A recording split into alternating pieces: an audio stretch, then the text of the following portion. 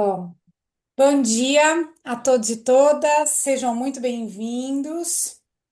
Hoje a gente tem o prazer, eu tenho a alegria de trazer e de ter aqui conosco duas mulheres maravilhosas, são maravilhosas mesmo.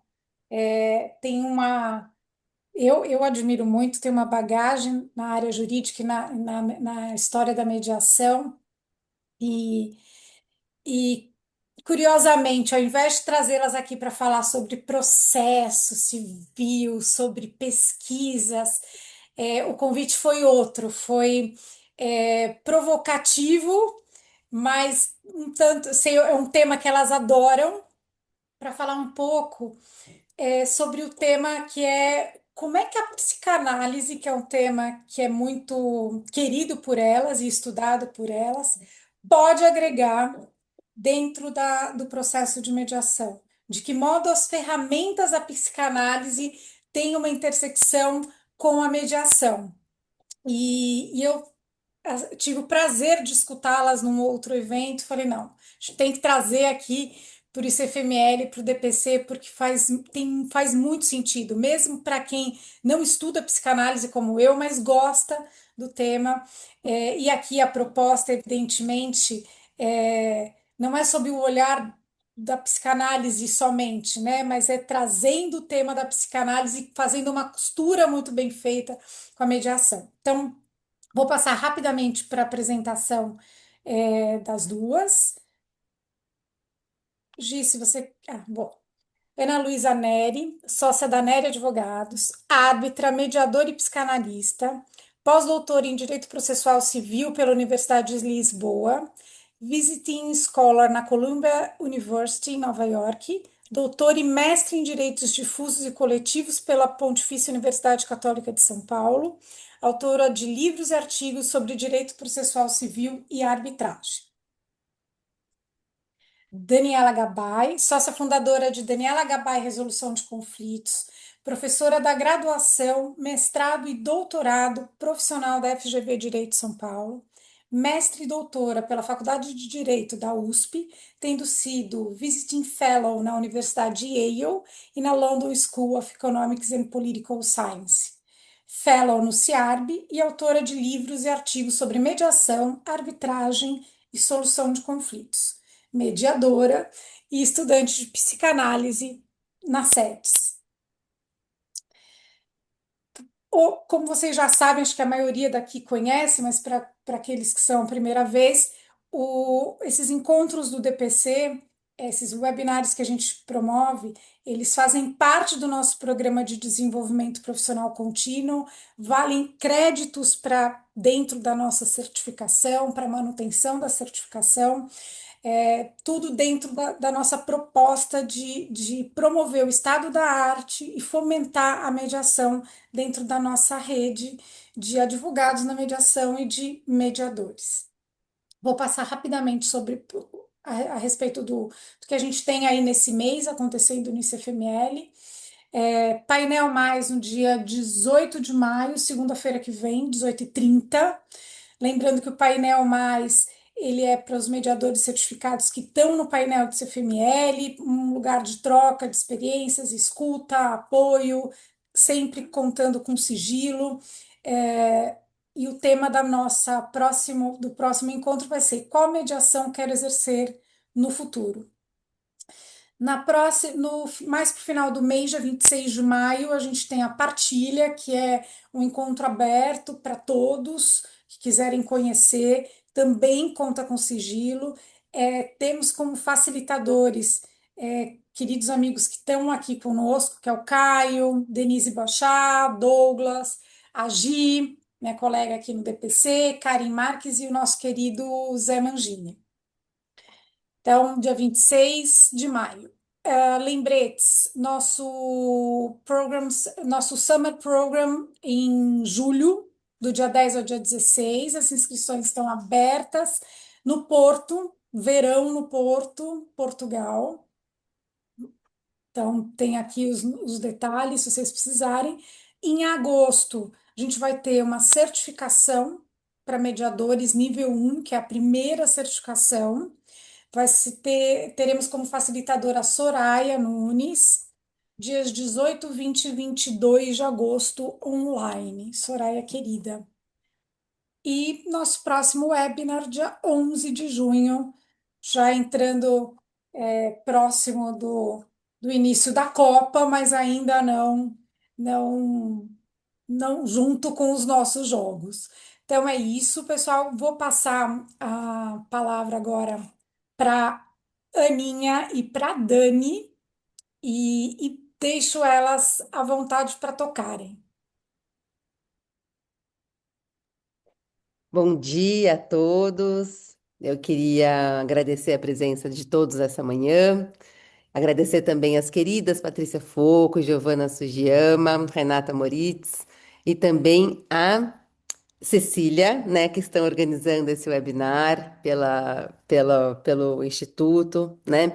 E eu queria também agradecer o convite formulado para a gente conversar sobre mediação e psicanálise, a presença da Daniela Gabay, que é uma querida colega com quem eu já tenho trocas antigas sobre processo e sobre psicanálise mais recentemente. Queria transmitir a minha alegria de estar aqui com vocês, né, no desenvolvimento pessoal contínuo do Instituto de Certificação e Formação de Mediadores Lusófonos. Eu, assim, faço aqui uma confissão. Eu não conhecia de perto o Instituto, fiquei impressionada, muito bem impressionada e com vontade também de participar, porque achei, assim, absolutamente fantástico o propósito de vocês. Então, aqui também meus parabéns para a Renata, que preside o Instituto, né? Então, assim, já antes de falar sobre mediação, né, que é o tema comum aqui a todos, né, de predileção de todos, como forma adequada de solução de conflitos, eu queria fazer então breves considerações sobre psicanálise, que é o nosso tema diferente, né, desse encontro. E a psicanálise é uma das disciplinas, né, com as quais o direito dialoga. Muitos aspectos psicológicos a gente observa na nossa prática jurídica, né, tanto, né, na advocacia como na mediação. E alguns conceitos teóricos, né, e técnicas psicanalíticas, elas podem ser muito valiosas, né, também para nós. E de que a psicanálise se ocupa? Todo mundo aqui conhece a figura de Sigmund Freud, né, imagino, que é um neurologista austríaco que propôs uma ruptura epistêmica quando ele compreende que a medicina é uma ciência insuficiente, limitada, né? Porque não oferecia ferramentas adequadas para resolver alguns sintomas físicos de alguns dos pacientes, né? Dos pacientes do Freud à época. Então, em 1899, o Freud publicou uma obra assim fantástica, disruptiva, que é a interpretação dos sonhos. É um estudo revolucionário, por quê? Porque ele apresenta uma teoria inovadora, que é a existência do aparelho psíquico, né? E essa foi a grande sacada do Freud, porque ele entende, então, que tudo não era resolvido pela medicina, né? Pelo estudo do corpo físico. Então, por essa teoria, ele descobriu um método de trabalho, propôs um método de trabalho que expõe o inconsciente, que é esse lugar, né, esse sistema que compõe a mente humana, e a partir disso apresentou fundamentos dessa clínica psicanalítica que ele também desenvolve, que é apta a revelar expressões do inconsciente. Então, a psicanálise ela pode ser entendida, né, como o estudo da subjetividade a partir da linguagem, ou seja, a cura pela fala, né? Então, é desenvolvida essa outra forma de tratamento daquelas pessoas, né, que eram submetidas aos cuidados do Freud à época, não mais com os cuidados médicos, mas com os cuidados, né, a partir da escuta, né? E esse é um curso de formação baseado na teoria e na metodologia apresentada por Freud e mais tarde aprofundada por outros teóricos, como Melanie Klein, Donald Winnicott, Jacques Lacan, né, que são os nomes mais conhecidos. E a psicanálise, ela não se preocupa apenas, né, com o comportamento visível do analisando, mas ela busca raízes ocultas no sofrimento psíquico. Mas ocultas onde? Ocultas no inconsciente. Mas o que é inconsciente, né? É aquilo que não é visto, que não é sabido. São as nossas projeções, introjeções, repetições, que se localizam, muitas vezes, fora da nossa consciência, né? Manifestadas, por exemplo, por memórias, desejos, impulsos reprimidos, representações, afetos. Tudo isso pode permanecer oculto de nós mesmos, né? Ou seja, não acessíveis pela nossa consciência. Mas ainda assim, esses sentimentos, eles podem produzir efeitos e influenciam o nosso comportamento e podem ser causa do nosso sofrimento, né? Mas por quê? Porque o ser humano, ele esquece no inconsciente tudo aquilo que é desconfortável, que dói, que incomoda, que é desagradável, que a psicanálise chama de recalque, conteúdo recalcado. Recalcado onde? No inconsciente, né? Então, o recalque é um mecanismo de defesa inconsciente, cujo propósito é afastar da consciência todas aquelas ideias, desejos, memórias que a pessoa considera inaceitáveis, que não combinam com aquela persona, né, que a gente quer defender, que nós queremos ser, por exemplo, né? Que sejam dolorosos, incompatíveis com a ideia que a gente tem da gente mesmo, né? Mas o que que acontece com esse conteúdo recalcado? Ele é esquecido? Essas informações, elas ficam guardadas no nosso inconsciente e elas exercem influência no nosso comportamento, né?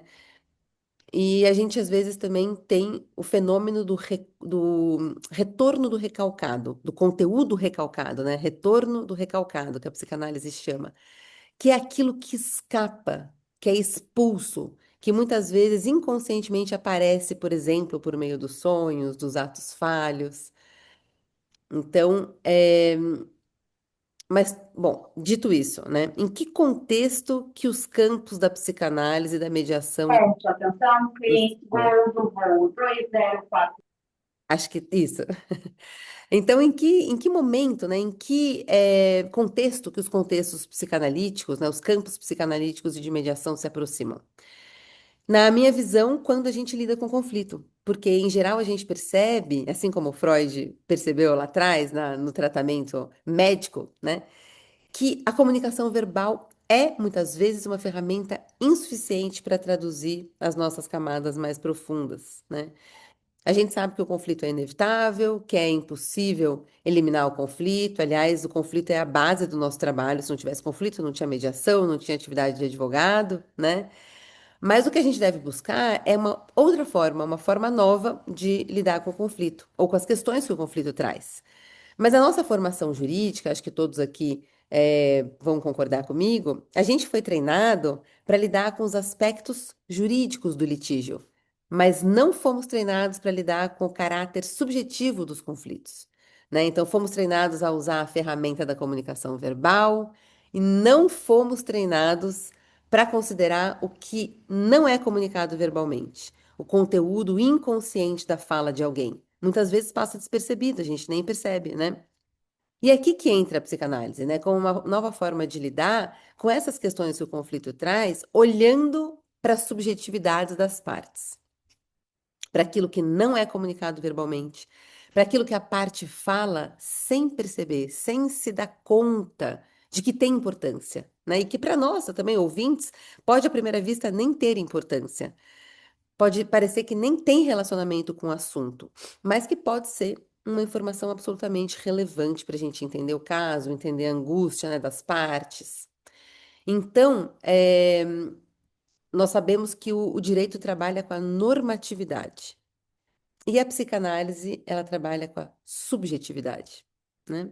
Ou seja, é uma maneira única e singular que cada indivíduo percebe, interpreta, se relaciona com o mundo. Então, a subjetividade é uma construção contínua, absolutamente particular, né? E moldada por processos conscientes e inconscientes. Se a gente pensar no aspecto mais prático, o que a gente busca quando a gente procura a mediação, né? Me parece que endereçar o conflito, quem sabe até solucioná-lo, né? Consensualmente. Então, se há mediação, há conflito. E a gente sabe que esses conflitos inconscientes, eles Recording in a gente percebe que esses conteúdos inconscientes, eles existem, eles só, a gente não olha muito para eles, né? A subjetividade em si é recheada de conflitos, né? E então a psicanálise ela se apresenta como um método de trabalho que leva em consideração justamente essas subjetividades. E o que que a gente busca quando a gente procura a psicanálise? né? Quando a gente se submete ao tratamento, ao processo psicanalítico, analítico, né? O Freud considera que a gente teve sucesso no processo analítico quando analisando, consegue amar e trabalhar melhor. Então, para ele, a gente busca a psicanálise para amar e trabalhar melhor, né? Quando a capacidade, quando o analista consegue devolver para o sujeito a capacidade de Liebe und Arbeiten, né? Que é a fórmula lá que ele trouxe nas obras dele. Armar e trabalhar melhor. Então, e para isso, a análise freudiana, ela propõe investir afeto em outras pessoas e em si mesmo de uma forma saudável. Amar. Então, amar de uma forma saudável, investir afeto em si mesmo e no outro de uma forma saudável. E ter energia disponível para agir no mundo real, buscando a criação, a produtividade, a concretização dos nossos objetivos, ou seja, trabalhar. Então, se você consegue investir afeto e trabalhar, né, com a sua energia disponível, realizando projetos e tal, o Freud acha que seu processo analítico está ótimo, valeu a pena, é isso mesmo, né? Mas, por exemplo, outros teóricos, né, como a Melanie Klein, que veio depois, o Freud, ela já entende que o processo analítico ele teve êxito quando o sujeito transita melhor entre o mundo interno e o mundo externo. Assim, na perspectiva kleiniana, a ideia é permitir que a análise torne o mundo interno do analisando um lugar mais seguro e menos assustador. É uma forma de o analisando perceber a realidade externa como ela é e não como ele acha que ela é, né? Não como as suas fantasias mostram que a realidade seja. Mas vejam, o analista está lá para ajudar esses percursos, né, a tomarem forma. Mas veja, nada disso acontece se a gente não fala de sofrimento. No set analítico, né? Tô falando primeiro. Então é muito difícil falar sobre a dor, escutar a dor também é difícil. Então, acontece essa abertura do analista do analisando no set analítico, mas também acontece fora dele. Por exemplo, numa reunião de mediação. Então, a gente gosta muito de estudar a base teórica de um psicanalista húngaro, que é o Sándor Ferenc, né, Dani? Que sustenta uma ideia muito importante, assim, para a época dele, porque ele é contemporâneo do Freud, né? Mas ele não foi muito famoso, a gente não conhece tanta obra dele, deveríamos, porque é um estudioso absolutamente humano, que traz aspectos bastante importantes para nosso estudo teórico e prático, né? Mas o Ferenczi, ele sustenta uma ideia que à época era muito incomum, que era o seguinte, o psicanalista ele devia estar disponível, aberto para ser afetado pelo conteúdo que aparecia, né, no set analítico e até sofrer alterações em seu próprio psiquismo em razão daquela consulta de análise, né, daquela sessão de análise, daquele tratamento que está sendo feito com aquele específico paciente, né? E essa ideia, por que que ela é tão inovadora para a época, né? Porque a época, o que se promovia era aquele comportamento clássico do analista, né? Que era ficar absolutamente inerte, não falar nada, guardar todas as reflexões para ele mesmo, soltar uma palavra de vez em quando, bem vagarosamente, e que é avesso a qualquer contato afetivo. Então, o Ferenczi lá atrás já propunha essa troca afetiva inerente e impossível de não acontecer no set analítico, né? É, então, essa ideia dele é um paradigma diferente, né? Que na época ninguém entendeu muito bem, mas que hoje eu acho que as análises mais modernas oferecem essa troca um pouco mais clara, né? Entre analista e analisando. E isso a gente chama em psicanálise de transferência e contratransferência. O que que vem a ser transferência? É um processo inconsciente em que o analista, o analisando, ele transfere ao analista sentimentos, desejos, afetos. Então, um exemplo de como a transferência pode se dar no set analítico. O paciente pode projetar confiança, admiração ao analista, ou sentimentos de hostilidade, de resistência, né, sobre o processo analítico. E tudo isso vai falar sobre o nosso processo analítico em si, os padrões do sujeito, o que é compreendido pelo analista, né? Tudo isso é matéria de análise para o analista interpretar. E a contratransferência, o que que é? É a resposta do analista a essa dinâmica proposta pelo paciente no processo analítico. Então, não é só o paciente que se afeta e projeta admiração ou resistência para o analista. Isso pode acontecer do outro lado também, pela contratransferência. E como que a gente identifica a contratransferência? Como se opera? O analista ele tem que identificar como se sente, como ele se sente quando ele analisa aquele paciente. Então, ele deve levar esse sentimento para a supervisão, que é um tema que a Dani vai trazer, né? E usar isso a favor do processo analítico. E, obviamente, se colocar de forma absolutamente consciente, né? Porque aí o analista vai precisar fazer essa análise a respeito de si mesmo, sobre se ele consegue continuar cuidando daquele paciente no processo analítico, né? Porque ele pode se afetar de diversas maneiras, né? E eventualmente até pôr fim a esse tratamento, se for uma questão que coloque o tratamento em xeque, né? Então, um exemplo. Você é um analista que está se divorciando na sua vida privada. E aí chega um paciente que também está se divorciando e vai trazer todas as suas questões a respeito do divórcio, né? Às vezes a gente não consegue analisar alguém que está passando por um processo exatamente como nós passamos no passado ou estamos passando no momento presente, né? Justamente porque aquelas emoções todas que a gente viveu podem atrapalhar a nossa condução do processo analítico, né? O processo semelhante que a gente passou, e a contratransferência ela pode ficar insustentável, né? Isso também pode acontecer na mediação, né? As partes elas projetam sentimentos no mediador e que, por sua vez, se afeta pelo conteúdo exposto pelas partes, né? Nas reuniões de mediação. Então, a gente não está imune àquilo que é dividido pelas partes, né? Nas reuniões de mediação. O mediando ele transfere sim emoções na mesa de mediação, não só para as partes, mas também para o mediador, transferência. E o mediador é impactado pelo que o mediando traz contra a transferência, em maior ou menor grau, né? Por isso que é muito importante sabermos quando a gente atua em mediação, né? Seja como mediadores, seja como advogados ou até como partes, a gente precisa ficar atento ao conteúdo inconsciente, né, que deriva desse ambiente de mediação e como esse conteúdo nos impacta, nos atravessa, né? Eu acredito que a mediação é um ambiente adequado para explorar interesses, especialmente os ocultos, os inconscientes, né?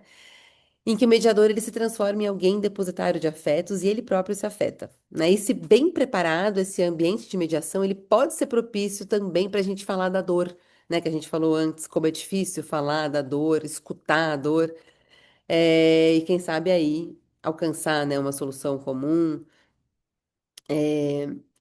E assim, feita essa breve introdução sobre esses principais conceitos da psicanálise, então inconsciente, recalque, transferência, contra-transferência, né? Eu queria trazer alguns conceitos da psicanálise que eu acho que podem ajudar a gente, né, como mediadores, como advogados. E eu queria falar sobre dois: associação livre e atenção flutuante. Aí a gente está falando de técnica mesmo, né? É, que podem ser úteis para a nossa prática. Então, a gente sabe que a escuta é um processo tão ativo quanto a fala. Assim como é possível a gente selecionar o que fala, a gente também pode selecionar o que ouve. E é isso que o Freud fala que o psicanalista não deve fazer. O psicanalista não deve selecionar aquilo que ele ouve. Tem um texto, né, de 1912 em que o Freud, que chama Recomendações aos médicos que exercem psicanálise. Depois o Freud veio falar que não precisa ser só médico para exercer psicanálise, qualquer um de nós pode, né? Mas ele sustenta o seguinte, que tem só uma regra na clínica psicanalítica, a associação livre. O que que é isso? O analisando, ele tem que dizer o que passa pela cabeça dele, sem deixar que julgamentos e restrições limitem sua fala. Então, por essa técnica de associação livre, o sujeito analisando, ele tem que se sentir confortável para falar sem amarras, deixando que um assunto puxe o outro. Vai falando. Os assuntos podem até parecer que não fazem sentido, e aí cabe ao analista ir capturando esse conteúdo tudo em associação livre. As pessoas vão lá falando as suas questões, né? E com o tempo, nessa fala, os conteúdos inconscientes vêm à tona, para que eles possam ser finalmente elaborados pelo analista. E aí, eventualmente, compreendidos, interpretados, no fim, né, do processo analítico, o sujeito, ou durante o processo analítico, o sujeito vai se liberando dos seus sintomas, né? E que sintomas são esses, né? Padrões de pensamento, comportamentos que podem causar sofrimento por analisando, e que ele não poderia, de outra maneira, se liberar a não ser pela fala, né? A não ser pela análise. Então, a associação livre, que é essa técnica, ela vem do lado do analisando. O analisando é que vai falando em associação livre, vai associando as palavras, os assuntos e vai trazendo sem amarras. Do lado do analista, tem né, o outro lado da moeda, o contraponto, que é a atenção flutuante. Mas antes de falar da atenção flutuante, eu só queria fazer um comentário. Esses dias eu estava conversando com algumas amigas, no bar, né, uma conversa informal, e aí surgiu o assunto da análise, né? Todo mundo faz análise e tal. E aí elas me contaram, as duas, que elas não contam tudo para o analista, que elas escolhem o conteúdo da fala. Gente, olha que difícil, porque pensa, se não é no ambiente da análise que você vai falar as coisas, onde que é? E o analista, ele precisa estar de olho. Como é que ele não saca, né, que tem um conteúdo lá que não é compartilhado em sua inteireza? Olha o desafio, né? Claro, isso para o processo analítico é muito relevante, né? Não tanto para a mediação, mas só comentando aqui que às vezes a gente fala como se fosse uma regra. Nossa, vamos então pôr em prática a associação livre. Não é bem assim, né? Nós estamos falando de seres humanos, cada um com a sua questão. Mas a grande sacada é essa, a gente poder falar em associação livre sem amarras, sem julgamentos. Porque a gente se julga, né? Então a gente tem que se livrar disso, né? Enfim, o contraponto da associação livre é a atenção flutuante. E que é essa atenção flutuante? É uma forma de escuta, né? Que é uma forma específica de escutar em que o Freud propõe que o analista deve deixar a sua atenção uniformemente suspensa, num processo cognitivo que foi denominado depois de atenção flutuante. É uma qualidade de escuta do analista que não deve se prender tanto a detalhes da história narrada, mas ela tem que ter uma atenção, o analista tem uma atenção desfocada, distante, para conseguir captar de forma ampla tudo aquilo que é comunicado, inclusive conteúdos inconscientes. Porque se a gente está ouvindo preso a detalhes, a gente fica querendo perguntar a coisa, aquela, né, a cada detalhinho que foi compartilhado, quando o segredo está no todo, inclusive do que não foi dito, inclusive daquilo que foi engolido, né, não falado, mas que teve alguma expressão ali que deixou alguma coisa por dizer. Então, não é exatamente o discurso expresso do analisando que importa na análise, mas assim, e muito importante, é aquilo que fura o discurso, é o que atravessa o discurso, é aquilo que vem de forma inesperada para a fala em associação livre do analisando. É aquilo que é trazido, principalmente, a revelia do analisando. O analisando nem se deu conta e ele falou uma coisa lá que aparentemente pode não ter importância, mas que é muito importante. Que mostra né, um sentimento, mostra um, um desconforto, que mostra um incômodo, né? Então, o conceito do recalque que a gente falou no começo, o que fica esquecido no inconsciente, é isso que interessa para a psicanálise. E por que não para a mediação, né? O conteúdo que se manifesta em lapso, em ato falho, em troca de nomes, né? São exemplos da formação do inconsciente. E nesse ponto, Freud alerta para o perigo da atenção excessiva, quando a gente seleciona o conteúdo relatado, quando a gente fica prestando atenção nos mesmos pontos, né? Daquilo que a gente já sabe. A gente não vai avançar, porque a gente já sabe o conteúdo que a gente já está prestando atenção. Tem que prestar atenção em outras coisas. E a gente pode relacionar a atenção flutuante com a escutativa. São técnicas diferentes, né? São semelhantes, mas elas não são sinônimas, né? Ambas dizem respeito à escuta do profissional, né? Mas diferente da escutativa, a atenção flutuante, ela faz com que o mediador possa trabalhar num outro nível de consciência, né? Possibilitando uma consciência, uma comunicação mais atenta, né? Uma escuta mais aprofundada por parte do mediador. Aprofundada porque vai trazer questões do inconsciente, né? Mas essa junção das duas técnicas parece até um pouco incompatível, né? Como é que é possível prestar mais atenção no que é dito e, ao mesmo tempo, suspender essa atenção? Mas a resposta parece que faz sentido, né? O mediador ele tem que estar atento a tudo aquilo que é relatado e exposto pelas partes, livrando-se de opiniões e preconceitos, não selecionando o que ouve. Acho que é aí que está a sacada. Em adição à escutativa, né? Então, a recomendação para o mediador é deixar o processo fluir em associação livre, lembra? Para que as informações sejam guardadas na memória do mediador E grande parte dessas informações todas possam até ser compreendidas posteriormente. Na hora não precisa fazer sentido, mas depois vai fazer sentido, né? Então a atenção flutuante, ela complementa o trabalho do mediador, porque ela permite que o inconsciente capte dados essenciais do caso e passe tais questões, né, para a mesa de mediação em forma de indagação. Então, olha que interessante, né? Na análise, o analista, ele vai usar as técnicas, essas que a gente mencionou, para interpretar o conteúdo que é compartilhado pelo analisando. Na mediação, o mediador usa a técnica da atenção flutuante para perguntar. Porque o questionamento é uma forma muito rica, né, de gerar informação, reflexão. E quando que é possível, né, usar essa técnica da atenção flutuante? Em que momento da mediação?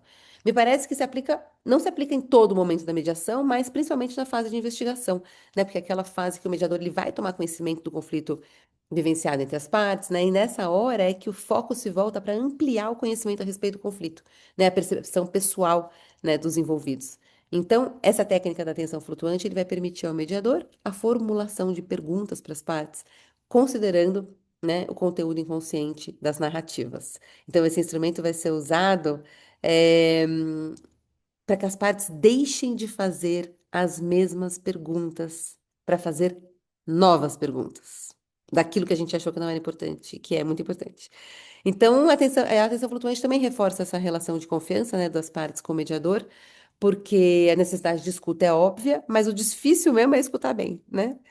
Então, para Freud, escutar bem é não selecionar o que escuta, é captar o inconsciente das falas. Então, gente, a gente falou de inconsciente, de subjetividade, de recalque, de transferência, contra-transferência, associação livre, atenção flutuante, muita coisa, né? Mas acho que cada uma dessas informações aí pode ser aprofundada por nós, né? Também estou aqui para tirar dúvidas. E eu queria passar a palavra para Dani Gabay, que vai agora trazer uns aspectos mais concretos aí para essa fala, meio Shangri-La. Espero que vocês tenham gostado. Obrigada. Ana, foi incrível. Vou passar agora para a Dani, mas foi incrível.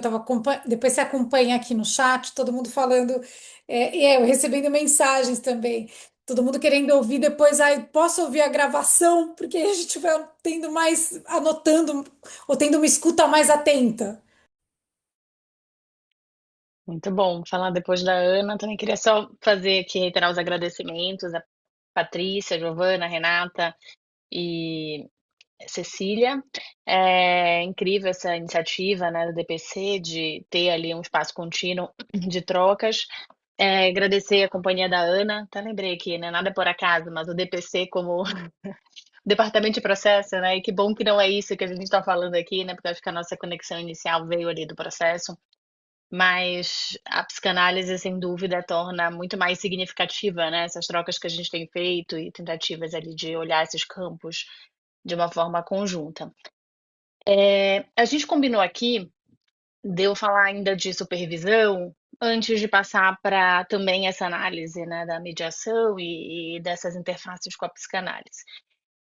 Sobre a supervisão, acho que a gente costuma falar, né, psicanálise coloca que tem 3 pilares ali na formação do psicanalista, que é o estudo teórico, a análise pessoal e a prática supervisionada, né? Então, todo analista ele está no estudo contínuo da psicanálise, então está em constante formação, seja na formação estrito sensu, seja em grupos de estudo, enfim, em estudos individuais, mas alguém que está sempre estudando.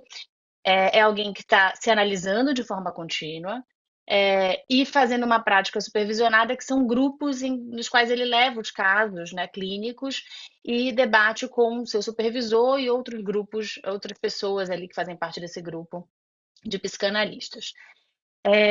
Isso para mediação, eu também entendo que é bastante importante, um espaço muitas vezes subaproveitado. A Ana comentou aqui da contratransferência, né? Então, muitas vezes quase sempre, né, o psicanalista se vê parte dessa cena, né? Então, existem resistências inconscientes, existem contratransferências nesse trabalho clínico, e é muito importante dividir isso com o supervisor, dividir isso com outros pares, para entender como se desenrola essa análise. Então, o supervisor, ele nada mais é do que um terceiro que ajuda a refinar essa escuta, a identificar essas transferências, a promover deslocamentos para que seja possível identificar essas transferências, essas identificações, né, sejam transferenciais ou contra-transferenciais. E o mediador, é importante que ele olhe para si, né? Muitas vezes a gente, quando maneja as técnicas, a gente se tira dessa cena, né, da disputa e do conflito, né? E a supervisão nada mais é do que um espaço também, uma oportunidade para o mediador, que muitas vezes está nesse lugar muito solitário, de dividir as suas impressões, a forma como isso afetou. Acho que a Ana comenta uma questão que eu queria puxar também por aqui, que é, é difícil falar da dor, mas é muito difícil escutar a dor. E a disputa, ela é um campo de sofrimentos, né? De narrativas de sofrimentos. Então é importante a gente dar um espaço dessa escuta, até para que essa cura, né, pela palavra, pela linguagem, possa ir se processando. Então, o mediador vai precisar também se ouvir, né, enquanto ele ouve essa dor. Sustentar o desconforto de determinadas escutas, né, perceber que sempre se afeta, né? Claro que existe uma quantidade dessa afetação. Às vezes essa quantidade, como a Ana comentou, pode até ficar insuportável, né? Dizer, ó, não estou conseguindo manejar a quantidade de afetação que eu estou tendo para esse conflito, porque pega determinados gatilhos, porque para mim está sendo difícil. Isso acontece também no trabalho psicanalítico, né? Quantas vezes a gente ouve de psicanalistas, ó, não consigo trabalhar com psicoses, né? Eu trabalho mais com neuróticos ou com crianças, existem desafios aqui que para mim é mais difícil manejar. E é muito natural também você se perceber, daí porque a análise pessoal também, e perceber os seus limites. Mas sempre vai ter algum grau de desconforto, né? A questão é quando esse desconforto gera um sofrimento, né? Mas algum grau de desconforto vai ter. E a gente não pode se tirar o nosso desconforto dessa cena ou a possibilidade da gente falar sobre. Então, o espaço da supervisão é para isso. Você não consegue levar os seus casos todos para uma análise pessoal. Você está ali no espaço de supervisão para discutir sobre casos, né, sobre manejos, sobre interpretações. E isso é muito importante para a psicanálise, mas também é muito importante para a mediação. William Ury tem um livro, um dos últimos que ele escreveu, que é Como Chegar ao Sim com Você Mesmo. Esse, na minha opinião, até é um dos meus preferidos, porque é justamente onde ele se coloca nessa posição, né? Ele dá exemplos práticos, ele fala até de um caso que ele estava oferecendo uma escuta para o Hugo Chávez, num momento muito difícil ali, de conflitos, enfim, internos na Venezuela, e ele fala, eu percebi que ao oferecer minha escuta e vir toda aquela questão todas as questões que vieram, né, do Hugo Chávez, inclusive em relação a mim, né, eu me observei e vi como eu estava afetado, né? Ele falou até meu corpo, né? Os meus ombros baixaram. Eu fiquei muito afetado com aquela escuta, com aquela dor, né? Com aquela raiva, enfim, com todas aquelas questões. Mas ao me escutar e ao sustentar esse desconforto, eu consegui depois disso permitir que esse atravessamento acontecesse e então colocar uma agenda ali possível para desenvolver. Então, acho que na mediação a gente precisa olhar com mais carinho para esses espaços de supervisão. No judiciário isso costuma acontecer, mas de uma forma muito limitada, né? Porque tem um tempo, obviamente, é mais para casos de direito de família, mas eu acho que esse espaço pode ser mais aprofundado. Na mediação privada, empresarial, acho que esses espaços quase, eu diria que praticamente inexistem, né? Como espaços ali de trocas, espaços para essa escuta, para esse compartilhamento, né, de contra-transferências e também debate sobre manejos e sobre, né, formas ali de encaminhamento. Então, é um convite aqui, inclusive, para que o CFML traga, né, para esse debate essas questões relacionadas à supervisão. Existe um risco muito grande da gente olhar as técnicas, né? E se apegar nelas. É fácil também, né? Mais confortável, digamos assim, para muitas pessoas, se apegar nas técnicas e nesse manejo e se tirando um pouco dessa cena, né? Eu gosto de uma autora, Trina Grillo, que ela fala da mediação e dos comportamentos. Ela fala, mediação pode ser um lobo na pele de cordeiro. Ela não está falando de psicanálise, mas ela está falando desse bom e mau comportamento na mediação. Ela falou, se a gente ficar só focando nas técnicas, então, alguns comportamentos que são muito naturais, né? Então, você ter raiva numa situação, a gente falou aqui de família, né? Mas de divórcio, você colocar o filho na frente, como uma forma de se defender, você obscurecer ali, né, os seus interesses, pode ser visto como, puxa, um mau comportamento diante das técnicas, mas na verdade isso é muito arriscado, porque é um comportamento muito natural que precisa ser acolhido. Então, o problema todo é a gente ir para esses lugares sem falar sobre, e de uma forma muito natural. Por isso que ela fala do lobo na pele de cordeiro, né? Porque isso é um não dito, né? E que às vezes pode prejudicar justamente a parte que mais precisa desse espaço para colocar a sua dor, para, né, trazer esses atravessamentos e permitir, então, uma forma de, de manejo e de, né, evolução ali dessa agenda e da mediação dentro desse espaço.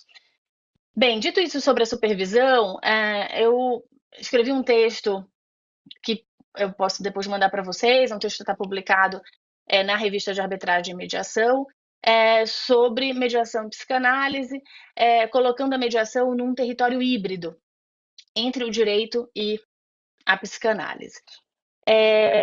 Esse é um artigo que eu escrevi no final de um curso que eu fiz de 2 anos sobre conflito e sintoma, muito inspirada num livro, que é um livro da Mara Café, que é uma psicanalista. O livro chama Psicanálise e Direito, que foi o doutorado dela. E ela coloca em conversa o direito à psicanálise, esse jogo de tensão, né, entre linguagens tão diferentes, né, discursos técnicos, campos de conhecimento ali diferentes, em termos teóricos e metodológicos, mas a partir da perícia técnica, porque ela, como psicanalista, faz perícia psicológica no Tribunal de Justiça. Mas o que ela usa como, né, um mote para essa análise é um mote para fazer essa diferença entre a escuta analítica, entre a função normativa do direito, né? A Ana comentou aí bastante da subjetividade, o quão diferente é a subjetividade da normatividade, né? A gente tem ali uma diferença em termos de abertura desses campos, né? A normatividade tende ali a fazer encaixe, né? A aplicar, né, uma regra, enquanto que a subjetividade é um campo muito mais amplo, né, nesse sentido. Então, como tentar aproximar esses procedimentos discursivos ali, né? E a mediação eu coloquei como esse espaço mais híbrido em que essa aproximação seria possível. Em que há um outro setting, não é o setting clínico da psicanálise, né? Você não está num divã, o tempo do conflito é um outro tempo, os combinados são outros também, mas existe um setting muito propício para uma cena transferencial com o mediador e para se promover a partir dessa escuta um resultado qualitativamente muito interessante, né? Então, a mediação nesse sentido ela está oferecendo também um espaço seguro, uma escuta qualitativa nessa escuta ativa, saídas honrosas, né? É um ambiente muito respeitoso. Eu costumo falar que nesse sentido, né? Eu até comecei a fazer análise mais tarde, assim, não faço desde a adolescência, por exemplo, como meu filho desde os 10 anos aí já teve, né, momentos de análise, quem me dera, né? Acho um grande privilégio, mas assim, eu comecei a fazer análise depois dos 40. E então, mais recentemente, né? Mas é um espaço muito privilegiado para essa escuta. E por que eu procurei análise e não outras terapias, né? Porque eu acho que a análise, ela, por isso eu estava falando, né? Ser esse ambiente respeitoso. É muito respeitoso com os seus sintomas, né? A gente fala o seguinte: o sintoma é a melhor solução de compromisso que você conseguiu fazer para lidar com aquele sofrimento. Então, você não vai tentar desfazer, mudar o sintoma, né? Mudar o comportamento do sujeito. Você vai praticamente fazer um carinho naquele sintoma, entender ele como essa matéria-prima, né? Para conseguir buscar, a partir disso, né, as questões que estão por trás nessa escuta. Então, eu acho que a mediação é esse ambiente respeitoso para promover saídas honrosas, para permitir uma escuta respeitosa, agora no outro tempo, né? A gente não está fazendo as mesmas coisas. Mas a ideia do artigo é dizer, aqui existe também um set importante, né? Para essas saídas honrosas, para esse ambiente seguro, né? Que é bastante privilegiado também quando os participantes estão engajados e buscam, né, aquele espaço. Então, ainda que sejam papéis diferentes, eu comparo não só o papel do mediador e do psicanalista, mas também o papel do julgador, né, que seja o árbitro, seja o juiz estatal, é um espaço bastante privilegiado. Então, a ideia de colocar a mediação nesse hibridismo ali entre, né, o julgamento, né, do terceiro, do juiz, e o papel do psicanalista. E aí eu faço essa comparação nesse artigo, vou compartilhar depois com vocês. Por exemplo, acho que muito se falou aqui, né, da escuta, a escuta para mediar, qual que é a diferença da escuta para mediar, da escuta para decidir, né, e da escuta para uma análise, né? A Ana falou bastante da escuta analítica, né, em termos da associação livre, da atenção flutuante. Aqui, a gente, na mediação, tem uma escuta ativa que se beneficia bastante, sem dúvida nenhuma, né, dessas matérias-primas também do inconsciente, mas tem, por outro lado, uma agenda, tem, por outro lado, um tempo definido para essa mediação. Né? Tem questões ali que vão também nos puxando. É claro que esses atravessamentos acontecem, né? Acho que uma parte de vocês, né, já são já atuam como mediadores, são mediadores muito experientes, né? A gente pode trazer esse tema também para o debate, mas assim, muitas vezes a minha sensação, em alguns casos, é que quando a cena esquenta, né, quando as questões vêm à tona, né, às vezes você tem quase ali uma catarse, ao invés de você perder o fio e dizer, puxa, aqui degringolou, muitas vezes depois é o que permite que os campos se abram, né? Nessa escuta também na mediação. Então, esse escalonamento, esse clímax, pode ser muito importante para a mediação evoluir. Né? Algo de cura acontece também nesses momentos ali dessas falas. Então, por isso, esse sustentar o desconforto, né, dessa escuta desse campo de sofrimento, da escuta dessa dor, pode ser muito importante para a mediação. Né? Uma outra diferença muito importante entre a mediação e a psicanálise nessa escuta é que é a presença do outro. Né? Claro que a gente está sempre falando aqui, mesmo na psicanálise, né, do outro a partir da perspectiva de quem fala, né, dessas subjetividades, desse grande outro a partir da sua narrativa. Mas na mediação os dois lados estão presentes, então você está ouvindo ali, né, esses dois lados também nessa perspectiva ali de montar uma agenda para a solução do conflito. É uma presença física desse outro, né? Uma interlocução direta entre esses participantes. Isso traz elementos bastante agregadores, né? Entre sessões individuais e sessões conjuntas é possível trazer elementos ali vindo dos dois lados.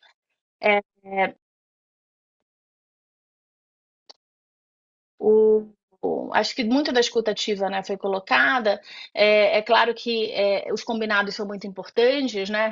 Como eu falei, assim, acho que você não pode oferecer algo de uma escuta psicanalítica para alguém que está esperando algo diferente. Por outro lado, você nessa cena pode se escutar também em como você está presente e explorar esses espaços, né? Eu acho que a questão do tempo do conflito é uma das questões mais relevantes assim, para a gente na mediação, que muitas vezes a mediação tem, embora, né, você pode durar um ano, pode durar 30 dias, mas existe um default ali, se a gente falar das mediações privadas, dos 30 dias, né? Que, imagina, né, para uma análise é nada, né? Para uma mediação ao todo que a gente trabalha. Então, respeitar esse tempo do conflito, a subjetividade das pessoas, porque eu sinto também que também poder não fechar o acordo naquele momento. Às vezes não é aquele o tempo. Acho que não por acaso, pós-mediação tem sido um campo que tem crescido muito na mediação empresarial, que é, muitas vezes, respeitar que aquele que se chegou no limite de até onde se poderia ir naquela mediação empresarial, mas dali a 30 dias, dali a 60 dias, pode ser que surja uma nova janela. Né? Quer dizer, as pessoas precisam também processar aquilo que elas estão passando. Né? É muito pouco tempo para você viver, processar e, ao mesmo tempo, resolver. Né? Claro que o melhor cenário, né, para mediação em termos de eficiência, né, nessa métrica acordista, é dizer, fechou o acordo. Mas, às vezes, é muito respeitoso também não fechar o acordo e permitir que isso possa ser trazido adiante. Então, esse pós-mediação, seja pelo mediador, de fazer follow-ups de forma subsequente, permitir dar um tempo ali para aquele processamento. É claro que, se é possível manter isso dentro do procedimento de mediação, melhor, né? Você não fechar e conseguir ali dar esses espaços, esses tempos, que não são tempos mortos, são tempos muito vivos, né? De processamento. Mas às vezes precisa encerrar para a disputa ir para um outro lugar e você, ao mesmo tempo, poder depois trazer essas janelas, né? E o papel dos advogados, acho que isso é muito importante também, né? Os advogados, eles oferecem quase que essa primeira escuta profissional da disputa, né? E se a gente olhar que a disputa, né, é um campo de sofrimento, né, um campo de dor, né? Para quem trabalha com litígio, né, com contencioso, sabe que existe um luto em relação ao conflito, né? E por isso esse tempo também do conflito é um tempo que às vezes se estende, né? Porque o luto dá trabalho, né? Você precisa elaborar, você precisa falar sobre e permitir que, né, a partir dessa elaboração, você vá fazendo esse luto, né? Então não dá para a gente achar que o luto é de uma hora para outra. E às vezes, a depender do conflito, o tempo da mediação não é o suficiente para a elaboração desse luto. Mas ser respeitoso já é, eu acho que o principal, né? Ser um ambiente seguro, um ambiente que vai entender que tá muito, tem coisas muito além daquela agenda, né? Mas que são consideradas no sentido de que são respeitadas, que esse tempo é ouvido, que as pessoas são ouvidas, né? E não que é uma solução mágica a partir das técnicas, que vai vir uma opção milagrosa no brainstorming de opções e um critério objetivo que ninguém pensou, mas aquele mediador, aquela mediadora vai trazer. É claro que eu acho que é uma posição muito privilegiada do terceiro, vai ter informações privilegiadas dos dois lados, especialmente quando conduz em sessões privadas, mas é menos sobre o mediador, né? Até isso é importante ali na supervisão, porque o nosso narcisismo é muito presente, né? Às vezes a gente se coloca como, não, peraí, então aqui preciso conduzir, não, é uma questão de agenda, é uma questão de manejo, é uma questão da técnica, e não é sobre você, né? Muitas vezes o exercício é pensar que não é sobre você, né? O que você consegue propiciar também naquele espaço para que a sessão evolua. Então, o papel dos advogados, acho que é um papel muito importante também, nessa, oferecendo essa primeira escuta, para o cliente, que muitas vezes é fundamental até para ir da mediação, né? É, obviamente se ouvindo também, muitas vezes existem conflitos de agência, né? Então a gente entende muitas vezes, puxa, eu sou um advogado de litígio, fui procurado, não vou aqui sugerir a mediação, senão vão achar que eu não estou querendo fazer o meu trabalho.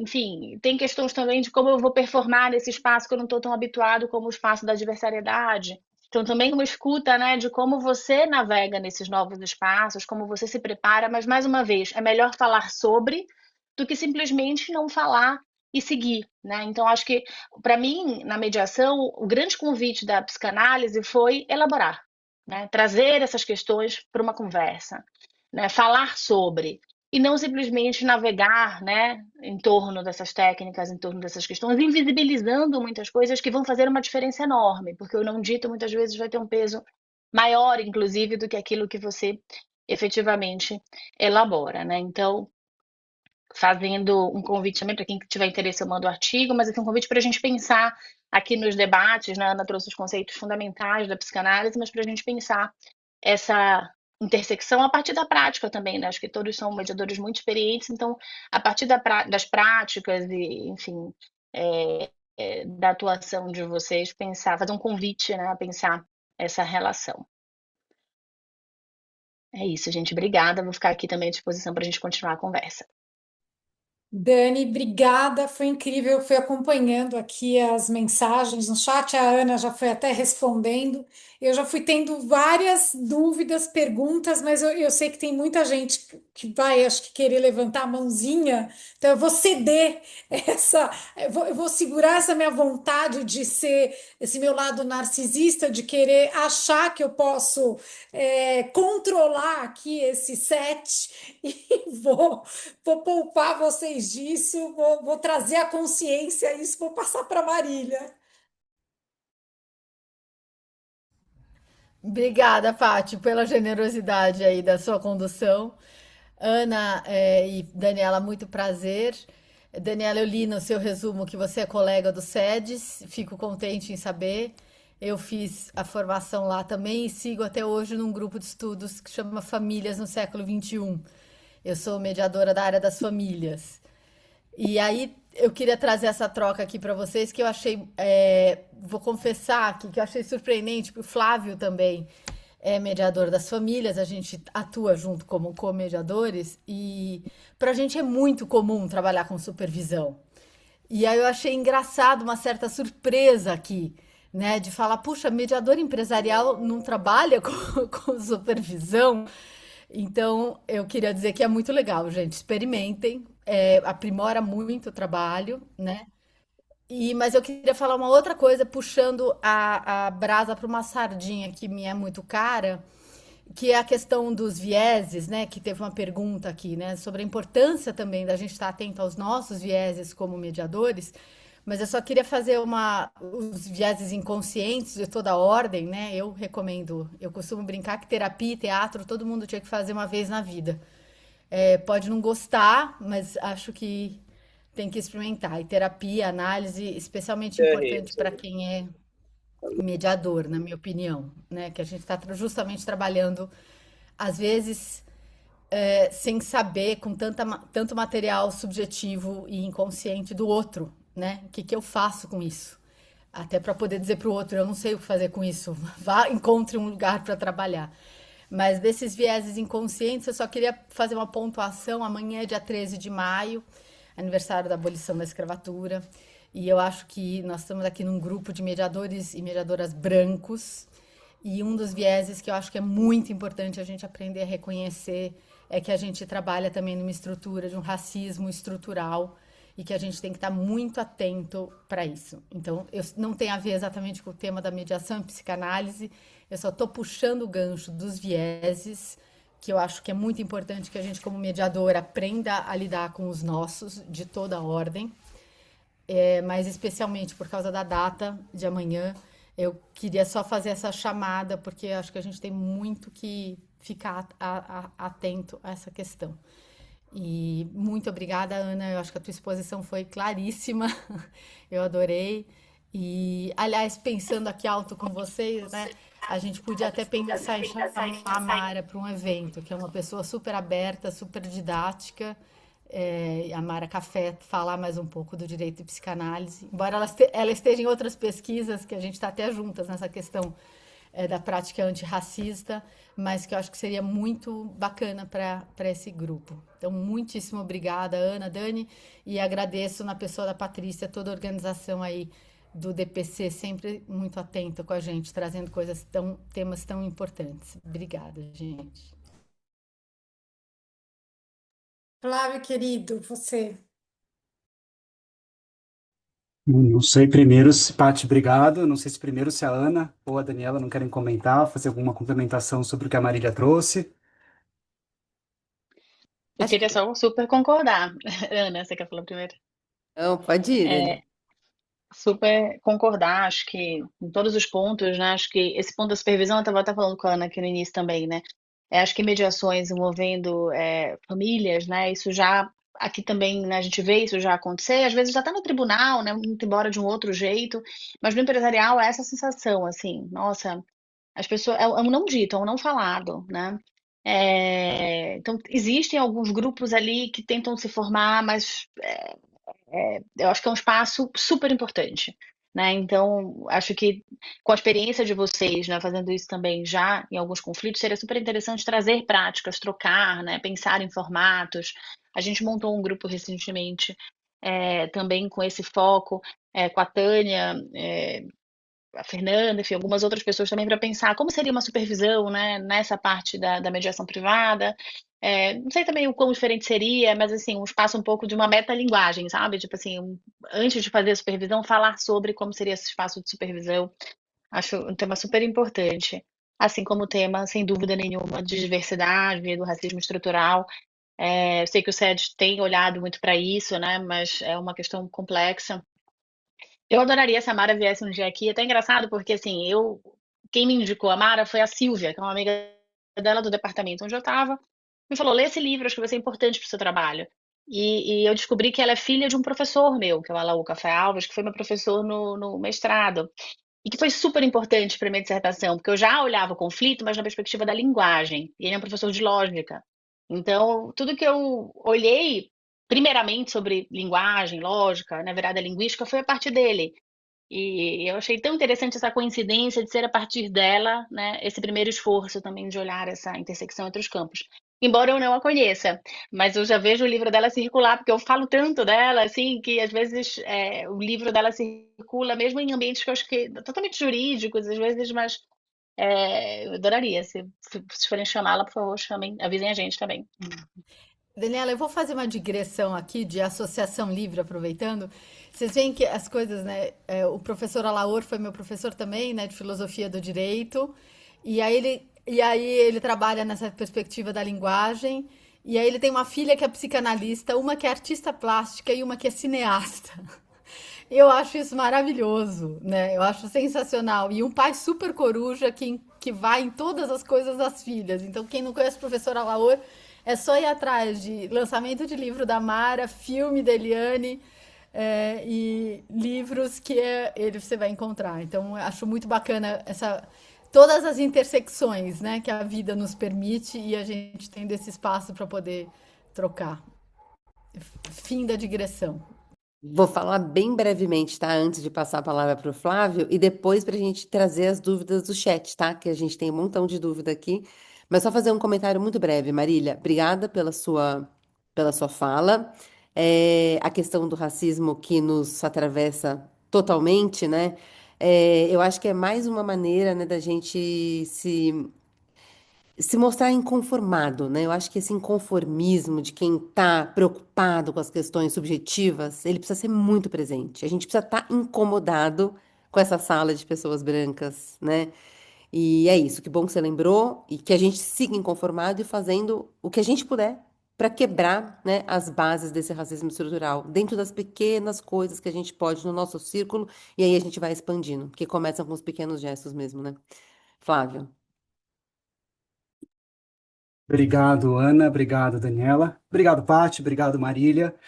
Mas principalmente o agradecimento para a Ana e para a Daniela pela verdadeira aula que as duas nos deram. Primeiro eu queria trazer, você comentou o chat, Ana, e trazer dois comentários de dois mediadores que eu admiro muito. A Sabrina já traz a questão da importância da intervisão. E como, por exemplo, eu e o Marília trabalhando junto em comediação, a gente já tem um espaço reservado para intervisão, já contratado com os nossos clientes.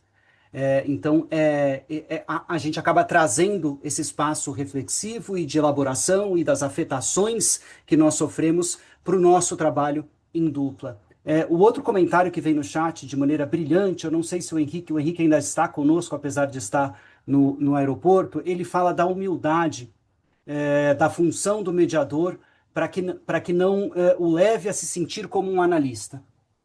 Diante desses dois comentários, trazendo aqui mais esse ingrediente da comediação, do trabalho em dupla, algo que eu nunca vi na psicanálise, a gente trabalha, a gente estuda anos e anos, tanto a psicanálise quanto a linguagem. E eu queria que vocês trouxessem um pouco, se vocês puderem, falar um pouco de cuidados extras que nós, mediadores, precisemos ou devamos ter no ambiente da mediação, porque vocês já trouxeram as características diferenciais, tempos diferentes, profundidades diferentes. Para mim, muito importante, um espaço intersubjetivo na mediação, um espaço intrasubjetivo na psicanálise, e eu fico realmente preocupado dessa busca pelo que não foi expressado, dessa busca pelo que não foi dito, dessa a metáfora que vem de Freud, que é tão usada nas formações de mediação, dessa busca pelo que está abaixo da linha d'água, lá no fundo do iceberg. Se vocês pudessem trazer dicas, cuidados, eventuais riscos que, caso a gente não siga o que a dica e a observação do Henrique, essa humildade de não nos acharmos analistas, se vocês pudessem trazer cuidados, dicas e riscos, eu agradeceria muito, muito, muito. E obrigado, desde já, por estarem aqui hoje. Obrigada, Flávio. Começo eu, Dani? Posso começar? Claro. Então, eu acho que podemos começar a partir da última questão que você trouxe, que é da humildade.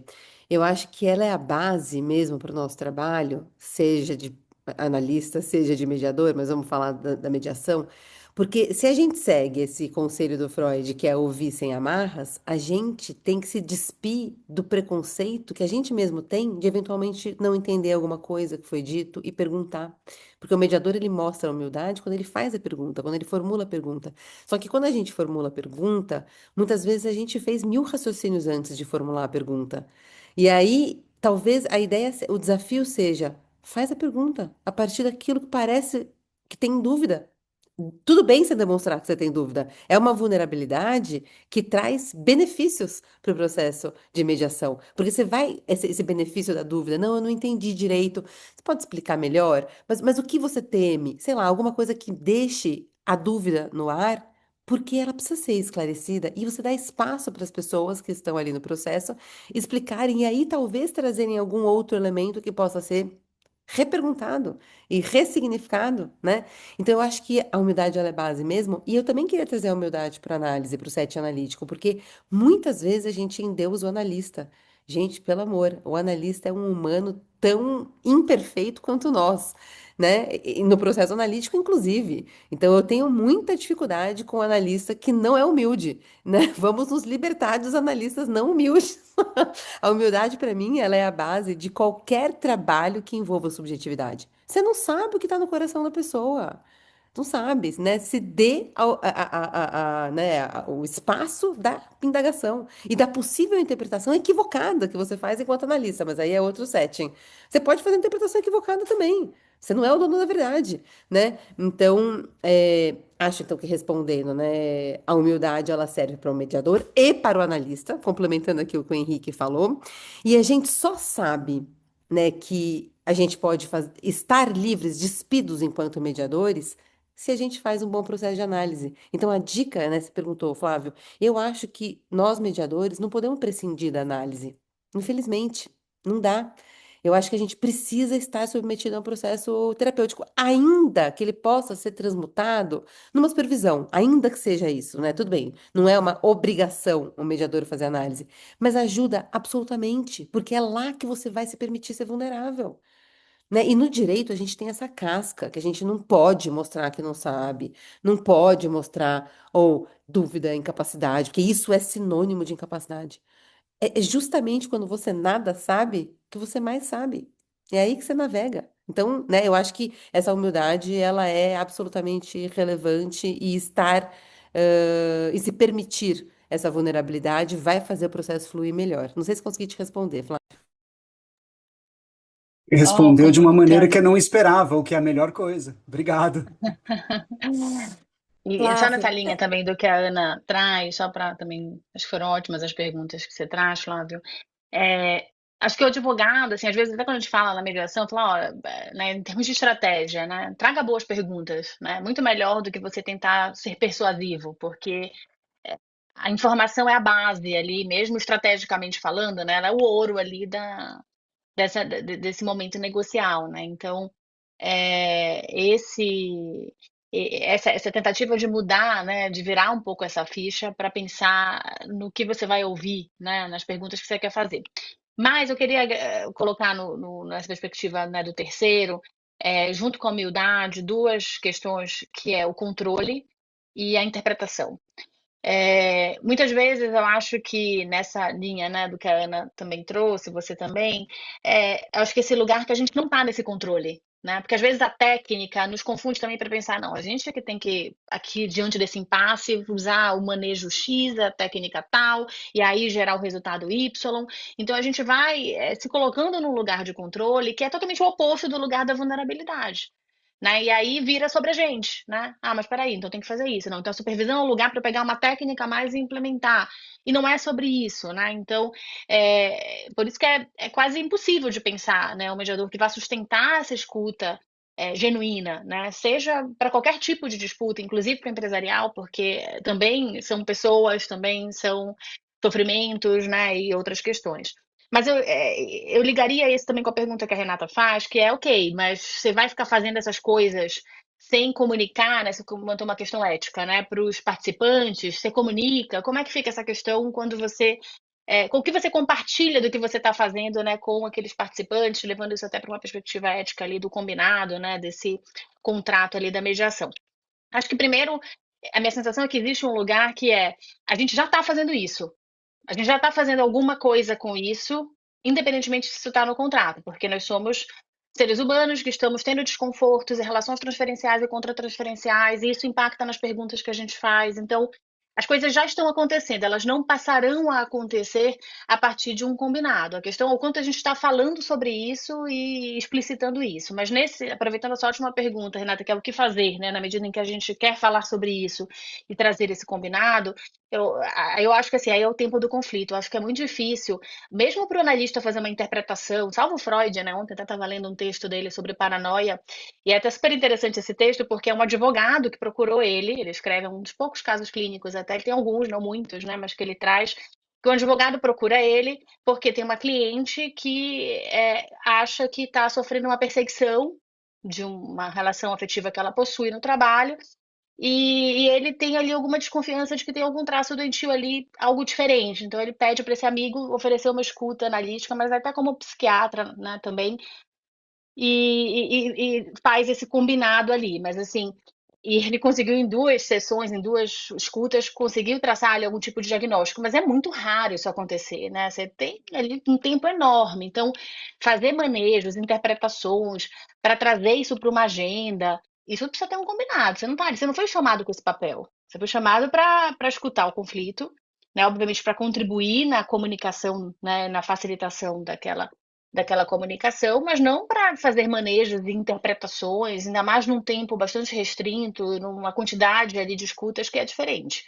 Então, isso, para mim, pelo menos já aconteceu, e aí talvez a Marília, né, eu falava que tem muito mais experiência, eu faço pouco casos envolvendo disputas de direito de família, até por uma questão também contra-transferencial, mas eu fiz um último caso que estava na agenda aquele casal procurar junto com o filho, mas enfim, um tratamento terapêutico paralelo, né? E a gente montou isso na agenda. Fiz a escuta que a gente está dando aqui não é essa, mas assim, é importante que vocês tenham essa escuta.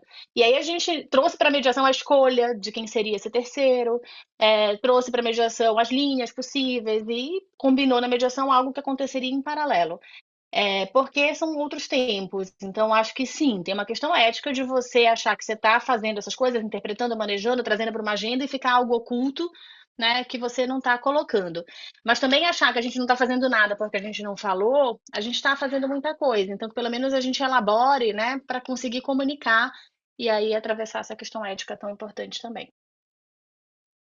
Obrigado e obrigado, Paty. Eu sei que a conversa gira e precisa girar. Eu e Marília temos que nos conter para não polarizar, para não magnetizar a conversa, mas eu queria sim agradecer a Ana, agradecer a Daniela e trazer um comentário de menos de um minuto com as palavras que vocês trouxeram, a questão de controle, a questão do tempo.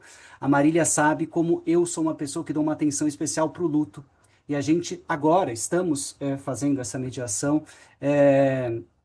Dando numa situação bastante doída, litigiosa, e eu desde a premediação, Marília, a gente precisa falar sobre a dor da separação, a dor desses litígios, a dor de receber as acusações nos processos, a dor de ficar privado de ver os filhos. A gente precisa falar sobre isso. E a Marília, Flávio, calma, tem seu tempo, a gente não controla tudo.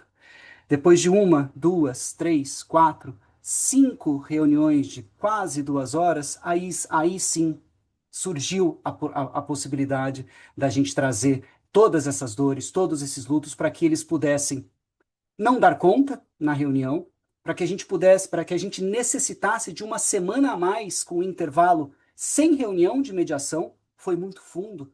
Não era a nossa praia ainda investigar tudo aquilo, para aí sim voltar de uma maneira mais positiva e mais construtiva. Me vem à mente compartilhar essa experiência nossa diante do que vocês trazem de lições para a gente. Muito, muito obrigado. Flávio, eu também estava me segurando aqui, porque enquanto elas falavam, eu fui tendo fui fazendo várias anotações, eu vou ter que ter um café com elas, gente. Desculpa, eu vou ter que, dessa vez vou ter que fazer aqui um momento de zero humildade, tá? Eu tenho o celular delas. Eu e Giovana temos um grupo com elas. Brincadeira aqui. Era só para organizar, eu prometi que o grupo vai acabar. Era só para organizar o DPC, mas trazendo aqui, fazer só dois comentários. Um sobre a humildade que vocês trouxeram, Henrique falou, Flávio, Ana, e aí lembrei de um ponto importante, né? E dos advogados, né? Como é que a gente trata a humildade com os advogados? Porque pressupõe que o advogado entre, seja onde for, uma reunião de negociação, de mediação, ainda mais numa arbitragem, num litígio como ele, sabendo tudo, conhecendo tudo para passar aquela segurança. E isso é uma das coisas que nos últimos anos me fez assim ter um, um- quase que um dilema na profissão com este ego exacerbado que a gente tem na nossa carreira, na nossa profissão. Mas isso fica para outro momento, mas é uma coisa que eu particularmente me chama muito a atenção, sabe? Aquele como a gente faz, como é gostoso quando você entra numa reunião que o que for, pode ser até uma negociação direta, mas o advogado deixou a mochila com ego do lado de fora da sala. E isso não é muito fácil na nossa área jurídica. E o segundo ponto que vocês trouxeram, que acho que tem a ver com isso, um pouco do que a Renata Portoadre, que está lá com a mãozinha levantada, trouxe, se precisa compartilhar. Eu fiquei pensando, gente, que na hora que a gente atende o cliente, seja numa primeira reunião, como advogados até, para cuidar, para tentar enquadrar ali aquele caso na nossa cartela de opções como advogados. Se vai para um litígio, se vai para uma negociação direta, se vai para uma mediação, para encaixar ali no nosso rol de opções, o quanto a gente não tem essa escuta, né? E tem que ter essa escuta. E muitas vezes até vejo que em alguns casos a nossa conversa com o cliente, ele não está procurando ali um enquadramento da normatividade, ele está procurando uma escuta qualificada como advogados, né? Claro, porque aí você vai estar absolutamente partidário ali na defesa dos interesses dele, mas como ele, na verdade, às vezes precisa ser escutado, né? E quanto a gente também, no papel de advogado, seja na área consensual, que é a minha área, né? Seja na negociação direta ou na mediação, ou quando passa aí um litígio, mas quanto a gente não serve essa escuta e, evidentemente, eu não tenho essas ferramentas do psicanalista, né, da análise, mas eu vou muito na linha do que a Dani falou, Rê. Acho que é automático, né? A gente acaba usando sem, na verdade, nominar. Eu acho que todas essas ferramentas que a gente usa na nossa profissão, seja neurolinguística, o curso que for que você fez, você vai, é tua bagagem, né? Então, tudo bem, não, você não está vendendo isto, você não está entregando essa análise, mas você está utilizando desse ferramental como aporte para o teu trabalho. Acho que é muito nessa linha. Bom, mas deixa eu passar para a Rê aqui para encerrar e também cuidar do nosso tempo. Oi, meninas, boa tarde a todos e todas. É um prazer estar ouvindo Daniela, Ana, aprendendo muito com vocês. E as minhas perguntas foram provocações mesmo em relação à parte empresarial, porque a gente ouve muito essa história de que não se aplica, ou de que nós mediadores só queremos abraçar a árvore, que é mais voltado para a área familiar e tudo, quando eu acho que, na verdade, é isso que vocês acabaram de dizer, a parte complementou. A gente prepara um design quando a gente escuta, e se a gente está bem preparado para ouvir, a gente vai criando esse design das técnicas que a gente vai aplicar para aquele caso concreto. E seja ela de que natureza for, são relações humanas, né? São fatos humanos. E aí, portanto, por mais que a gente esteja aplicando a psicanálise, muitas vezes algo árido, como eu já vivenciei no âmbito trabalhista, que as pessoas pensam que, imagina, não dá para aplicar comparado também com o empresarial, é ao contrário. Tem muita coisa mal resolvida da relação ali, da comunicação, do ruído, que acaba ensejando aquele conflito. Então, é muito isso que vocês falaram, a gente se formar, a gente se preparar, me parece, né, concluindo aí, como vocês disseram, e utilizar as técnicas da melhor forma possível. E elas se comunicam muito, né? Como a Ana colocou no início, né, esclareceu, pode ter um viés mais aprofundado ou uma forma de encarar, mas elas se complementam muito. Então, para quem está aqui, como eu, que trabalha agora do outro lado do balcão, com a área empresarial, com a área laboral, eu vejo super possível com essa conjugação da psicanálise com a mediação e tudo que a gente pode aplicar para extrair o melhor daquilo que está sendo proposto para a gente facilitar. Então, quero agradecer a oportunidade de ouvi-las e confirmar que esse é um caminho. Obrigada. Obrigada, Rê. Mais perguntas, meninas? Temos 5 minutos. Meninas e meninos, que o Alexandre está aqui também. Enquanto estão aí pensando na pergunta, eu só comentar o que a Renata trouxe, que eu super concordo também, né? Assim, essa sensação, às vezes, de que o empresarial... então no empresarial não precisa lidar com essas questões, são questões objetivas, né? Às vezes eu chego direto, você faz apuração de haveres, né? Eu vi que é de solução de sociedade. Você já me dá você como mediadora pode dar já uma opinião nessa parte, ser bem avaliativa na apuração de haveres? E muitas vezes são resistências, né? Porque, gente, dissolução de uma sociedade, às vezes de uma relação, né, continuada enorme, mesmo em recuperação judicial, né? A gente vê que uma escuta para os campos de sofrimento faz total diferença.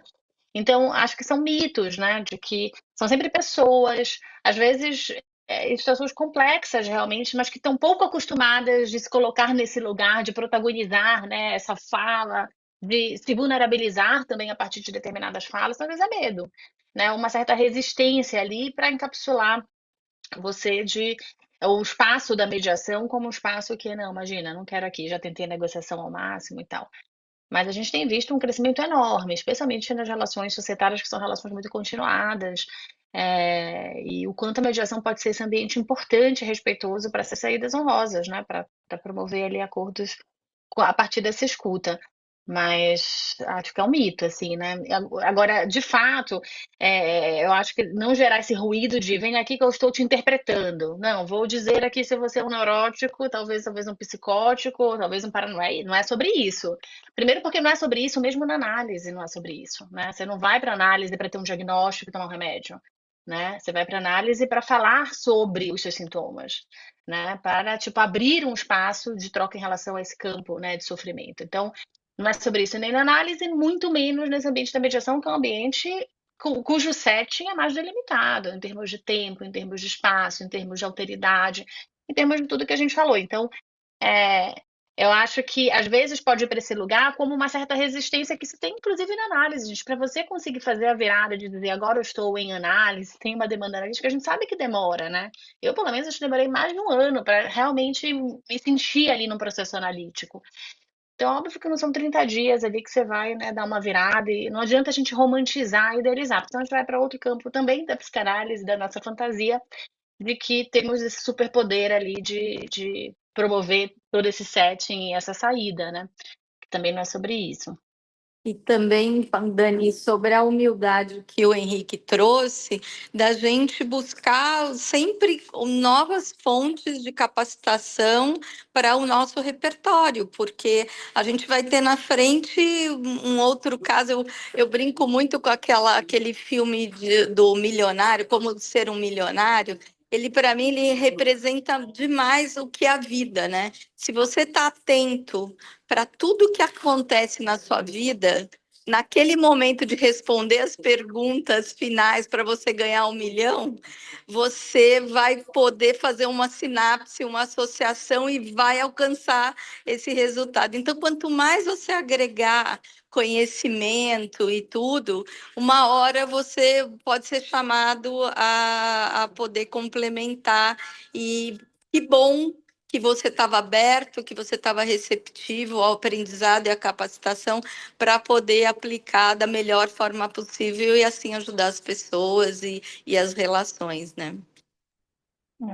Eu a gente está caminhando aqui para o nosso encerramento, mas eu queria, não sei como vocês saem daqui, mas eu saio com uma vontade tão assim verdadeira, e a Dani e a Ana sabem disso, porque eu já as escutei em outra ocasião, vontade de sair daqui e me matricular, né? No SEDES, me matricular num curso, numa capacitação, mas como a gente tem espaço ainda, acho que o DPC é isso, né? É trazer temas novos, trazer o estado da arte, trazer temáticas que interessem para para nosso trabalho. Seguindo aí o que a Ana trouxe no início, né? Eu, no fundo, quero só amar e trabalhar melhor. Então, o que não, né? Melhor verdade, a melhor frase. O que que eu quero? Eu quero ter energia para agir no mundo real, amar e trabalhar melhor. Quer mais? Porque é isso que a gente faz, né? Então, eu quero agradecer aqui a vocês, Anne e Dani, foi incrível. Recebi vários comentários fora aqui do chat. Vocês são demais e eu escutar vocês, não sei se vocês perceberam isso, é super gostoso, né? A voz das duas, eu fiquei imaginando as duas como mediadoras num caso, olha que delícia de escutar. É verdade, é importante isso.